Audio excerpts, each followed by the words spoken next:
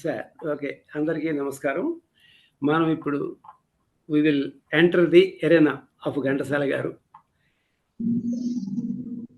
ఇప్పుడు కమనీయ సంగీత హేళ ఘంటసాల అని దాశరథి గారు అన్నారు. గాంధర్వ హేళ అని సి నారాయణ రెడ్డి గారు అన్నారు. సంగీత శాల మా ఘంటసాల అని సంగీత దర్శకులు టి చలపతిరావు గారు అన్నారు.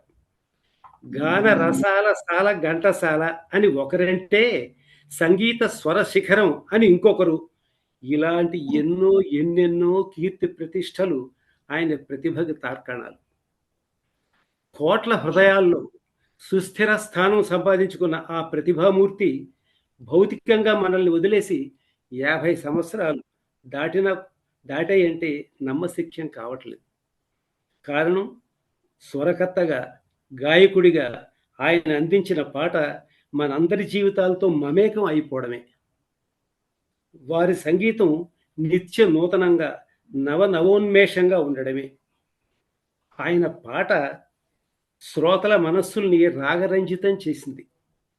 ఆయన పాట రసావిష్కరణకు దారితీసింది. ఆయన పాట మనందరికీ ఏదో అలౌకికమైన ఆనందాన్ని పంచిపెట్టి ఏవేవో లోకాల్లో విహరింపజేసింది. అందుకే ఆయన గళం ద్వారా జాలువారిన పాటలకి శాశ్వతత్వం లభించింది. ఒక వెస్టర్న్ క్రిటిక్ అంటారు, a voice should draw a listener into felicitous space అంటారు. అంటే అలౌకికమైన ఆనందం అని ఆయన భావంలో. ఆయన గాయకునిగానే కాకుండా సంగీత దర్శకులుగా కూడా రాణించడం చాలా గొప్ప విషయం. అలా ఆయన ఒక్క విషయంలోనే జరిగిందండి. ఎంత గొప్ప సింగర్స్ ఉన్నా కూడా. కారణం సాటి లేని గాయక లక్షణాలు ఆయనలో ఉన్నాయి. పరిణితి చెందిన సంగీత దర్శకత్వపు లక్షణాలు కూడా ఆయనలో ఉండడమే కారణం. ఇది చాలా అరుదైన విషయం. ఆయన అసలు ఈ కంపోజింగ్ చేయడానికి ముందు అసలు ఆయన యొక్క కెపాసిటీ ఏమిటంటే, రసపట్టులెరిగి భావోచిత రాగ సరళిని, శబ్దోచిత రమ్యతను సమపాళ్లలో సమకూర్చి బాణీలు కట్టడంలో ఘంటసాల గారిది అసమానమైన ప్రతిభ.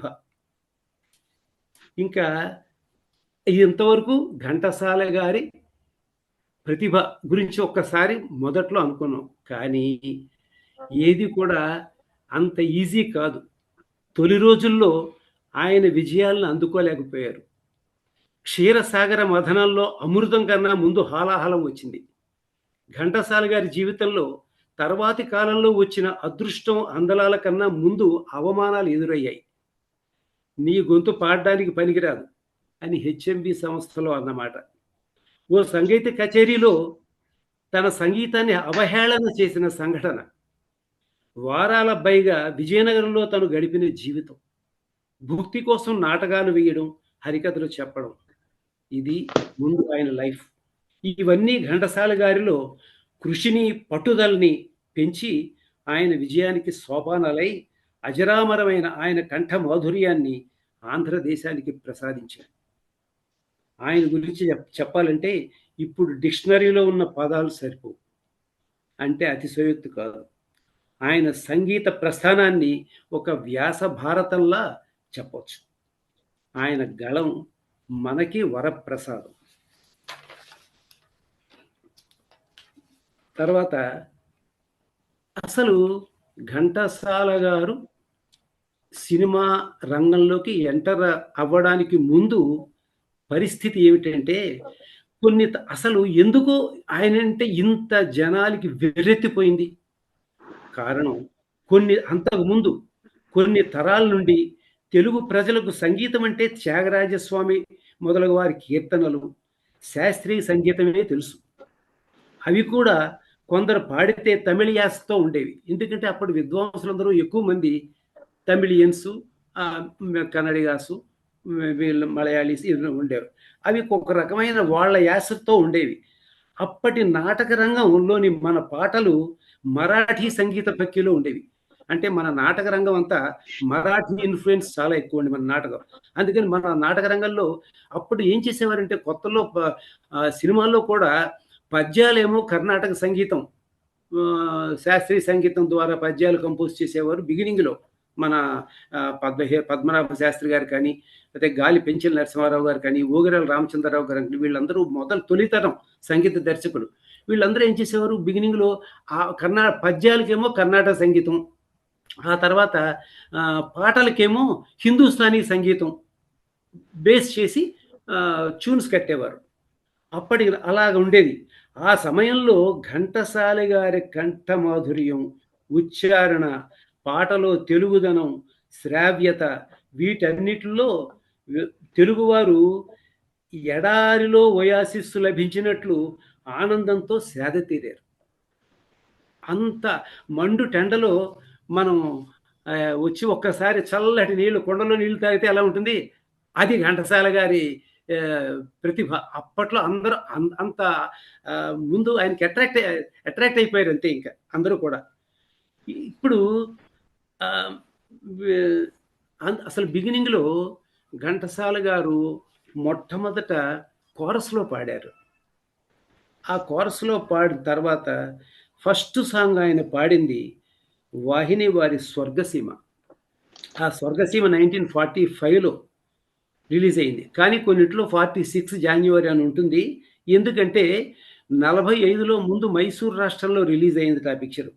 ఆంధ్ర రాష్ట్రంలో జనవరి 46ని రిలీజ్ అయిందిట.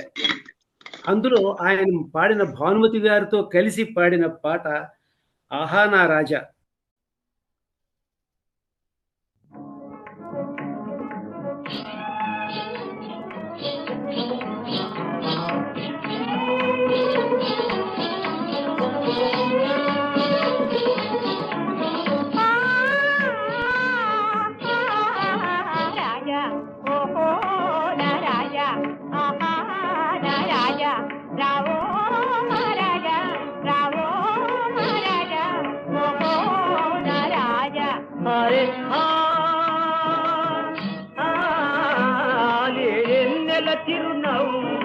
జింపటాణి ఎన్నెల చిరునవ్వుల జింపటాణి నీరాక కోరి నీ దారి కాసియున్నానే, నీరాక కోరి నీ దారి కాసియున్నానే, నీకై చేసియున్నానే, పిల్ల కలుసుకున్నానే.